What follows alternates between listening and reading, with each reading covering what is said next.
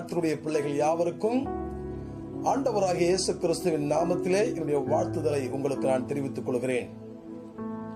இம்மட்டுமாக காத்து வந்த தேவன், நம்மை நடத்தி வந்த தேவன் இன்றைய நாளிலும் கூட உங்களை குறைவில்லாமல் அவர் ஆசீர்வதித்து நடத்துவாராக. இன்றைய நாளிலும் கூட நாம் தியானத்திற்கு எடுத்துக்கொள்ளப் போகிற சத்திய பகுதி ஆமோஸ் தீர்க்க தரிசன புஸ்தகம் 5வது அதிகாரம் 6வது வசனம். ஆமோஸ் தீர்க்க தரிசன புஸ்தகம் 5வது அதிகாரம் 6வது வசனம். கர்த்தரை தேடுங்கள், அப்பொழுது பிழைப்பீர்கள் என்று எழுதப்பட்டிருக்கிறது.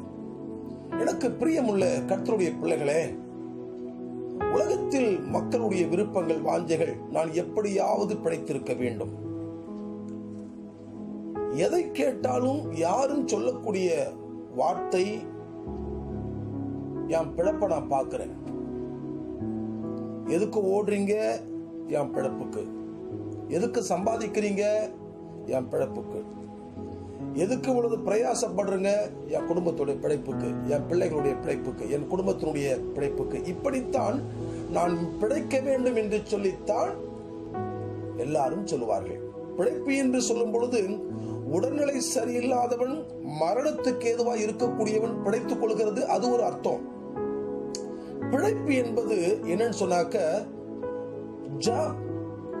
அவனுடைய வேலை, அவனுடைய வருமானம், அவன் நன்றாக இந்த உலகத்தில் வாழ்வதற்கு அடுத்த என்னென்ன காரியங்கள் அவனுக்கு தேவையோ அதுதான் பிழைப்பு.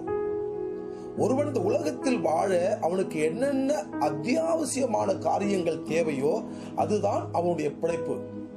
எங்க ஓடுங்க? என் பழப்ப தேடி நான் ஓடுறேன் அப்படின்னு சொல்லுவாங்க. அப்படின்னு சொன்ன அர்த்தம், நான் சம்பாதிக்க, என் குடும்பத்தை வழிநடத்த, நான் சாப்பிட, என்னை நான் பார்த்துக்கொள்ள எனக்கு தேவை, என்னென்ன தேவைகள் இருக்கிறதோ அதற்காக நான் ஓடுகிறேன். அதற்கு பேர் தான் பிழைப்பு.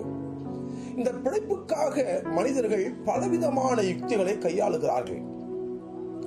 ஒவ்வொரு மனிதர்களும் தன் பிழைப்புக்காக பலவிதமான காரியங்களை செய்கிறார்கள், பிரயாசப்படுகிறார்கள், அலைகிறார்கள், கஷ்டப்படுகிறார்கள், எத்தனையோ காரியங்களை செய்து கொண்டிருக்கிறார்கள். அநேகர் வேறு விதமாக தங்கள் பிழைப்பை தேடுகிறார்கள். கர்த்தருக்கு ஸ்தோத்திரம். நேர்வழியிலே நடந்து பிழைப்பு தேடுகிறவர்கள் உண்டு, குறுக்கு வழியில் போய் பிழைப்பு தேடக்கூடியவர்கள் உண்டு. நல்மன சாட்சியோடு பேசக்கூடியவர்கள் உண்டு, மற்றவர்களை குறை சொல்லியே தன் பிழைப்புகளை நடத்தக்கூடியவர்கள் உண்டு. அதனதன் காரியம் அவர்களுக்கு உண்டு. யார் யார் எப்படி எப்படி பிழைப்பு தேடுகிறார்களோ அப்படிப்பட்ட காரியங்கள் அவர்களுக்கு உண்டு. ஆனால் இந்த ஆமோஸ் தீர்க்க தரிசன புஸ்தகத்திலே தீர்க்கதரிசியாகிய ஆமோஸ் என்ன சொல்கிறார் என்று பார்க்கும் பொழுது, கர்த்தரை தேடுங்கள், அப்பொழுது பிழைப்பீர்கள். ஆக நாம பிழைக்க வேண்டுமானால் ஒரே ஒரு கான்செப்ட் தான், நாம கர்த்தரை தேடணும். கர்த்தரை தேடினா போதும். எதையோ தேடுறோம். காலை எழும்புவது முதல் இரவு நாம் படுக்கின்ற வரை எந்தெந்த காரியத்தை தேடுகிறோம்? எல்லாருக்கும் தெரிஞ்ச விஷயம். எதற்காக பிரயாசப்படுகிறோம்? அந்த நாள் முழுவதும் பிளான் போட்டு, இங்க போகணும், இந்த காரியம் செய்யணும், இவரை சந்திக்கணும், இந்த பணம் வாங்கணும், அங்க பேங்குக்கு போகணும், அந்த டெபாசிட் பண்ணணும், இந்த பொருள் வாங்கணும், சாப்பிடணும், குளிக்கணும், இப்படிப்பட்ட எல்லா விதமான காரியத்தை குறித்து நாம் திட்டமிடுகிறோம். கர்த்தரை தேடுகிறோமா? வேதம் சொல்லுகிறது, எனக்கு அன்பான கர்த்தருடைய பிள்ளைகளே, கர்த்தரை தேடுங்கள், அப்பொழுது நீங்கள் பிழைப்பீர்கள் என்று அற்புதமாக வேதம் நமக்கு போதிக்கிறது. நீ கர்த்தரை தேடினால் நீ பிழைத்துக் கொள்வாய். எவன் ஒருவன் கர்த்தரை தேடுகிறானோ, யார் ஒருவர் கர்த்தரை தேடுகிறார்களோ, எந்த ஒரு குடும்பம் கர்த்தரை தேடுகிறதோ அவர்கள் நிச்சயமாகவே பிழைத்துக் கொள்வார்கள். அவர்கள் கைவிடப்படுவது கிடையாது. எனக்கு பிரியமான கர்த்தருடைய பிள்ளைகளே, ஒவ்வொரு நாளும் ஒவ்வொரு நிமிடமும் எல்லா காரியங்களுக்காக நாம் கர்த்தரை தேடுவோம். நாம் பிழைத்துக் கொள்வது அதிக நிச்சயம். இந்த நாளிலும் கூட ஆண்டவர் இந்த வார்த்தையின்படி உங்களை ஒரு குறைவில்லாமல் அவர் ஆசீர்வதித்து நடத்துவாராக. நம் கண்களை மூடி ஜெபிப்போம்.